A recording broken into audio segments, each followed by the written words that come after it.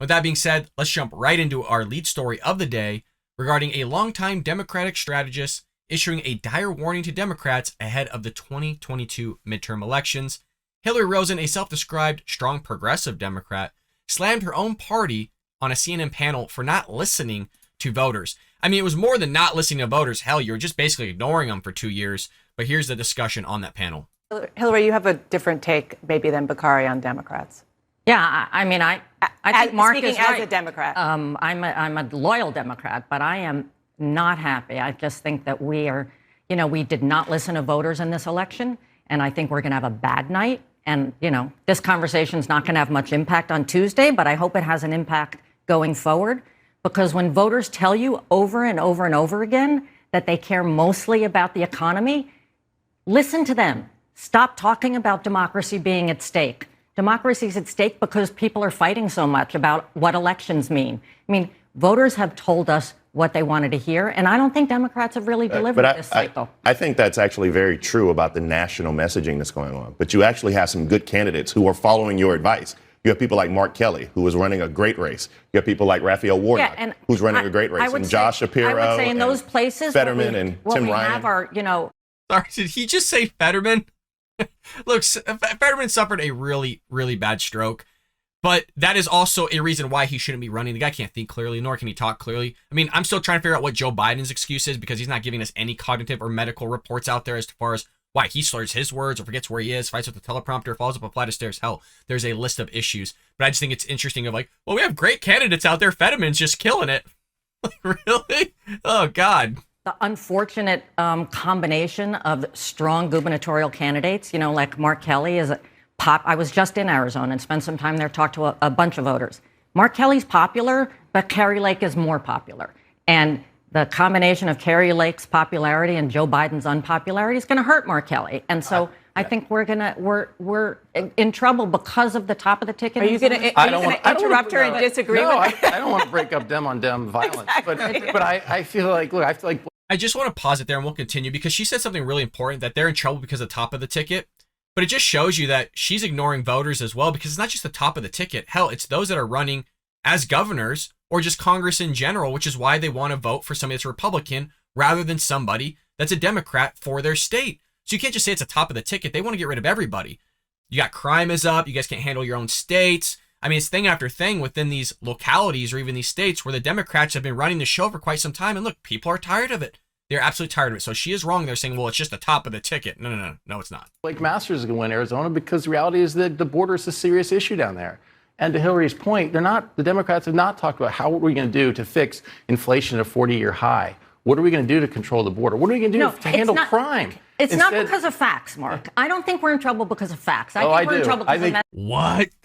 They're not in trouble because of facts? By the way, he just mentioned everything that I was just talking about. So she's wrong once again. And then she's going to say that's not about the facts. It is about the facts. You got 40-year record inflation. CPI is up. You got Russia invading Ukraine because nobody respects Joe Biden. Hell, you have freaking North Korea launching ICBMs off the freaking coast there going into the sea. You got Japan worried about that.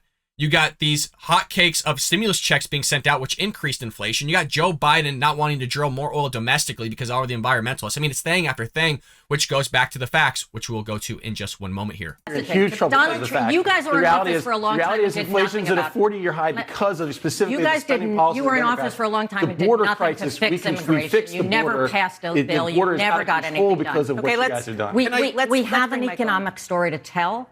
People actually like our policies better on the economy. You're kidding yourself. And we have not been.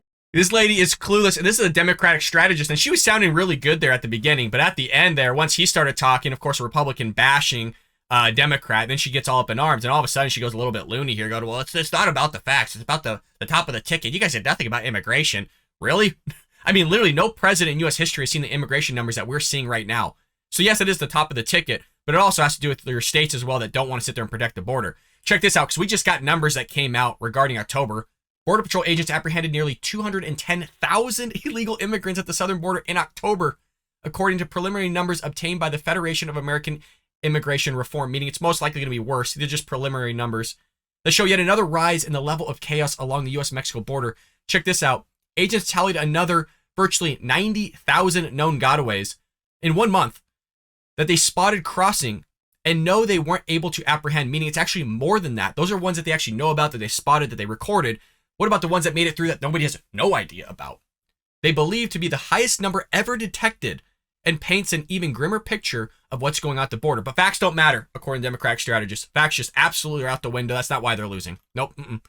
Well, in parts of Arizona where she said, the gubernatorial is just doing phenomenal, but Lake is doing way better. She's more popular. Of course she's more popular because whoever's running the show there absolutely is dog doo-doo.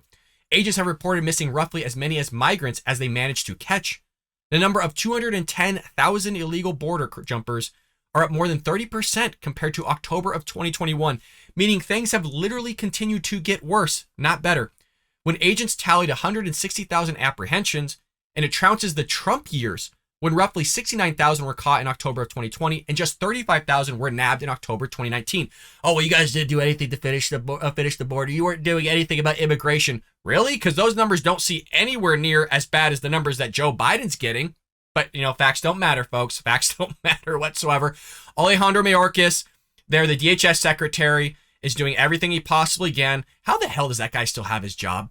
Honestly, can somebody let me know in the comment section, how does that guy still have a job? That he's not doing anything at the southern border? Nothing at all. But again, folks, just like you heard her say, this is why Democrats are losing, because they don't have a clue. They don't listen to voters. And it's not about listening to voters. You've completely ignored them for 2 years, and this is proof here. They're pissed. And then you got Republicans like DeSantis or Abbott busing these little immigrants to New York City, Washington, D.C., Philadelphia, and other places. And then those localities get up in arms because they can't support them. And we're talking like 11,000. They see 11,000 in a day in Texas and Arizona. And they can't even handle 11,000 in the span of 3 months.